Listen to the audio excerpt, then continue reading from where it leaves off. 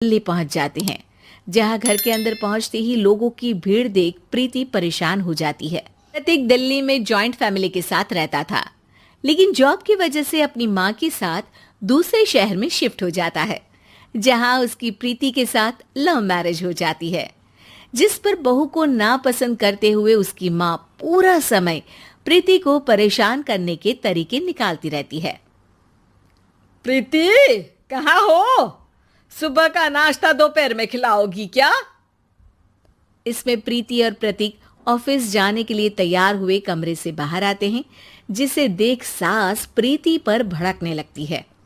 महारानी, तुम सुबह सुबह तैयार होकर घर का सारा काम छोड़कर कहाँ चल दी? जी वो ऑफिस। हैं? तुम ऑफिस जाओगी तो घर में जो सफाई, नाश्ता, खाने का काम है वो क्या मैं करूंगी? माँ, मैंने उससे वादा किया था कि वो जॉब कंटिन्यू कर सकती है। अरे वाह जी वाह, दोनों आपस में सलाह कर फैसले ले लिए। मैं क्या यहाँ बेवकूफ बैठी हूँ? मुझसे पूछना किसी ने जरूरी नहीं समझा? मम्मी, आप फिक्र ना करें, मैं आज ही रेजिग्नेशन दे दूंगी। प्रीति ऑफिस के लिए चली जाती है और अगले दिन से जॉब छोड़ घर के कामों में लग जाती है, लेकिन साथ ही उदास भी रहने लगती है, जिसे देख प्रतीक को अच्छा नहीं लगता। मुझे पता है तुम्हें अपनी जॉब कितनी पसंद थी। आई एम सॉरी प्रीति। अरे कुछ नहीं होता, बस मम्मी खुश रहनी चाहिए। अब प्रीति अपनी सास को खुश करने और उनका दिल जीतने की जी तोड़ कोशिश करती रहती है, पर सास कभी उससे सीधे मुंह बात तक नहीं करती। इसी तरह दिन बीतने लगते हैं।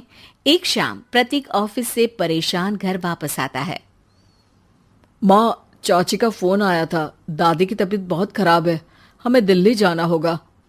पति की बात सुन प्रीति तो पैकिंग शुरू भी कर देती है, पर माँ वहीं बूत बनी खड़ी रह जाती है। लगता है मम्मी अपनी सास से बहुत प्यार करती हैं, तभी उनके बीमार होने की खबर सुन शॉक में आ गई। ये प्यार नहीं, परेशानी है। तुम तो ऐसे सोचो कि अब से जब तक दिल्ली में हो तुम्हारे अच्छे दिन शुरू। अच्छा, ऐसा क्या है दिल्ली में? वो तुम्हें कुछ ही घंटों में पता चल जाएगा। सास के रिएक्शन और पति की बात से कंफ्यूज्ड प्रीति दोबारा पैकिंग में लग जाती है, जिसके बाद कुछ घंटों का सफर तय कर तीनों दिल्ली पहुंच जाते हैं, जहां घर के अंदर पहुंचते ही लोगों की भीड़ देख प्रीति परेशान हो जाती है। हे भगवान, इतनी भीड़! प्रतीक, कहीं तुम्हारी दादी को कुछ हो तो नहीं गया ना? पागल, ये भीड़ नहीं, मेरा परिवार है। क्या इसे तुम परिवार कहते हो? अरे इसे तो जिला घोषित कर देना चाहिए। तुम्हारा परिवार का तो अपना पर्सनल बिग बॉस बन सकता है। हैरान परेशान प्रीति परिवार वाले सदमे से बाहर निकली भी नहीं होती कि सिर पर पल्ला रखे शांत तरीके से सबके साथ बात करते हुए अपनी सास को देख उसे दूसरा सदमा लग जाता है। हाय राम, ये मम्मी का ऐसा भी कोई रूप है? ये तो मुझे पता ही नहीं था। ये तुम्हारी सास का ससुराल है। तभी प्रतीक की बहन बोल पड़ती है। यहाँ आपको ऐसी ऐसी चीजें देखने मिलेंगी जो सपने में भी सोची नहीं होंगी। हाँ, ये कुछ दिन तो बहुत इंटरेस्टिंग लग रहे हैं। सब एक साथ दादी के कमरे में जाते हैं, जहां पहुंचते ही उसे दादी की आवाज सुनाई देती है। क्यों रे, सास से मिलने की फुर्सत मिल गई? दूसरे शहर जाकर छूट क्या मिली? तुम तो भटकता पंछी बन गई। इतने समय में ये तक नहीं पूछा कि जिंदा भी हूं या मर गई। प्रीति की सास अपनी सास के पैर छूती है। अरे कैसी बात कर रही है मम्मी, आपको तो मेरी उम्र भी लग जाए। अरे बस कर, ये झूठी उम्र देने वाली बातों का दिखावा ना कर। तेरा बस चले ना तो जो मेरी बची कुची जिंदगी है वो भी अभी खत्म कर दे।